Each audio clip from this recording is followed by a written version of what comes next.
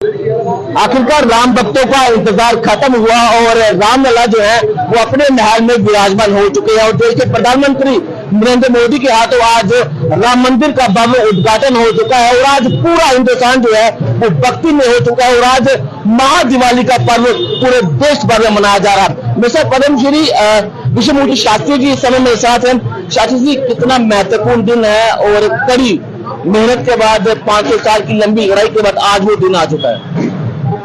यह हमारे भारतवासियों के लिए बहुत ही बड़ी प्रसन्नता की बात है, क्योंकि त्रेता युग में राम हुए और जिस स्थान पर हुए, जिस स्थान पर सारी बात थी, वो स्थान हमारे उनके अपने नहीं मिल पा रहा और 495 वर्ष के वर्ष से लेकर के ये संघर्ष चल रहा था। इसमें बहुत से आंदोलनकारी उनकी जो उन्होंने अपनी आत्माओं को बलि वेदी पर चढ़ा दिया और वो लोग जो आज हमारे बीच में नहीं है, लेकिन उनको शेष जरूर जाता है कि राम मंदिर निर्माण के लिए, राम भूमि के लिए उन्होंने कितने प्रयास किए, कितने कष्ट सहे और उसके बाद दूसरे लोग जिन्होंने आंदोलन किए आज वो हमारे बीच में है, समाज में है, लेकिन वो भी इसके बधाई के पात्र हैं। और कोई व्यक्ति हम अपने आप में यदि किसी घर में पहुंच जाते हैं तो कितना आराम से लेते हैं।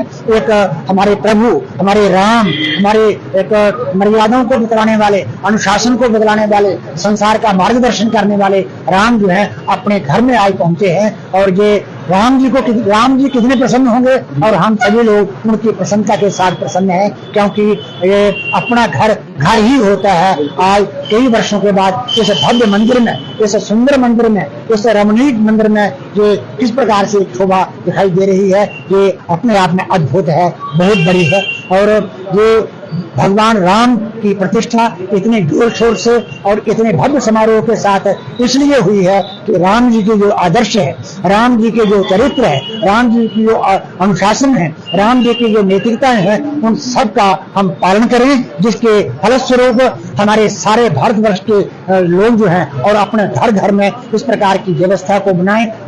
पिता पुत्र का आपस में सद्भाव हो, उनकी आज्ञा का पालन हो और भाई जो है लक्ष्मण की तरह और भरत की तरह भाई हो और पत्नी जो है वो सीता की तरह हो, अपने पति का एक विशेष हित कहने वाली। और पत्नी अगर एक हमारी पत्नियों का भी इतना बड़ा महत्व है कि यत्र नारियः सुपूज्यन्ते रमन्ते तत्र देवता, जिस जगह पर स्त्रियों की पूजा होती है वहीं पर सभी देवता लोग यहाँ निवास करते हैं। इसलिए सीता भगवती जो है उसका आशीर्वाद भी हर जगह पर प्राप्त है। स्वयं भगवती उनके साथ गई है, स्वयं शक्ति स्वरूप भगवती उनके साथ गई है, जबकि राम जी ने कई तरह के कष्ट झेले वन में जाकर के, लेकिन आखिर विजय हुई और विजय होने के राम जी का जो चरित्र देखिए, रावण को मार दिया, रावण का वध हो गया। रावण का वध होने के बाद विभीषण रावण को देख करके सोच रहा है कि अब क्या किया जाए क्या नहीं। तो मर्यादा पुरुषोत्तम भगवान श्री रामचंद्र कहते हैं कि मरणांतानि, मरण तक हमारा एक बैर थी, अब ये मर गया है, इसके साथ कोई बैर नहीं। अब जिस प्रकार ये आपका है वैसे ये हमारा है, इसलिए इसका संस्कार जो है वो करना चाहिए। मतलब उसके प्रति भी एक अच्छा सद्भाव और ये भाव दिखाई दे रहे। तो अगर यदि राम के द्वारा बताई हुई जो अनुशासन है, राम के द्वारा बताई हुई जो मर्यादाएं हैं, उन मर्यादाओं का हमारा पूरा का पूरा समाज जो है वो परिपालन करता है, तो निश्चित रूप से भी राम राज्य जो है वो उसकी स्थापना होगी। हमारे आदरणीय माननीय प्रधानमंत्री नरेंद्र मोदी जी सनातन स्वरूप, जो सनातन का एक रामचंद्र जी जो सनातन स्वरूप की मूर्ति है, उनका जहाँ पर भव्य समारोह के साथ उनकी प्राण प्रतिष्ठा की है। आज 4 दिन से पाप घट दान है या जल यात्राएं हैं या उसके साथ साथ अधिवास है, अन्नादिवास, घृतादिवास, फलादिवास, पुष्पादिवास आदि कई वास हुए हैं, उनके अंग न्यास हुए हैं। अंत में जाकर के आज उनकी प्राण प्रतिष्ठा हुई है।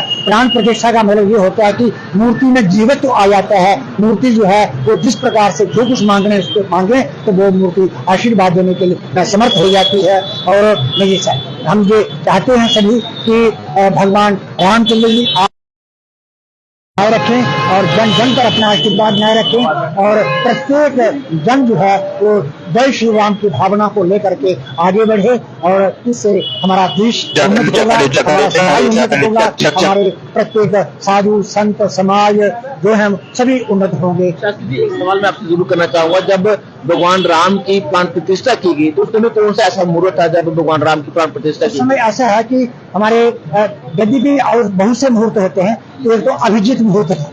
अभिजीत मुहूर्त में सब प्रकार के दोषों को दूर करने का सामर्थ्य होता है और उसके साथ साथ एक मेष लगन था। मेष लगन जो है उसमें बृहस्पति बैठे हुए हैं। जिस लगन में बृहस्पति बैठे या जिस लगन को बृहस्पति अपने घर से 5वें स्थान में, 7वें स्थान में, 9वें स्थान में देखे, वो कार्य जो है बहुत उत्तम होता है। जिस समय ये प्राण प्रतिष्ठा हुई है तो बृहस्पति लगन में विराजमान थे। वहां से पंचम घर को जो संतान का घर होता है और सभी जनता का आशीर्वाद दीजिए, और सप्तम घर पत्नियों का होता है, स्त्रियों का होता है, उसमें बैठे हुए उसका उस पर भी इनकी दृष्टि है, भाग्य के घर पर भी इनकी दृष्टि है। तो यह मुहूर्त जो है ये बहुत दिव्य और उत्तम मुहूर्त है। शास्त्री जी, कहावत है कि हर घर में रावण बैठा, इतने राम कहां से लाऊं।